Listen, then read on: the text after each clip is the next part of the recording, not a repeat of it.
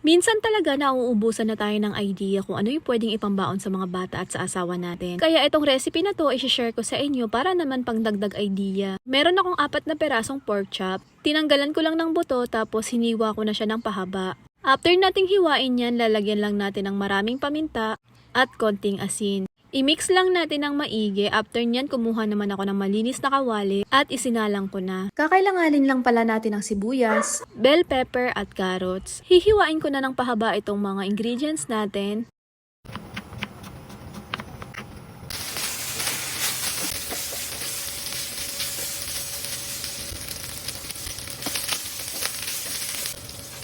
Naglagay na pala ako ng bawang at sibuyas. Haluin lang natin hanggang mag-aroma yung bawang at sibuyas tapos mag-a-add naman ako ng toyo. Kung may oyster sauce kayo, mas okay yon. Pero dahil nga wala kaming oyster sauce sa bahay, kaya yan na lang yung nilagay ko. Nag-add lang pala ulit ako ng paminta. Hinalo ko lang tapos nag-add naman ako ng water. Tatakpan lang natin yan. At nung feeling ko na malambot na yung pork natin, hinalo-halo ko lang hanggang mag-subside yung sabaw. Ilalagay ko na din pala yung carrots at bell pepper. Halu-haluin lang ulit natin yan. Halu-haluin lang natin para mas lalong magmantika yung pork at lumambot yung gulay natin. At dahil luto na yan, magpapak na tayo ng baon.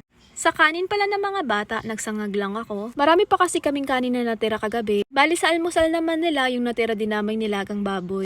Naglagay na din ako ng ulam. Para sa prutas ng mga bata, apple at orange lang yung ilalagay ko. At ayun lang, thank you for watching. Follow me for more videos. Ingat kayo palagi. God bless. Bye!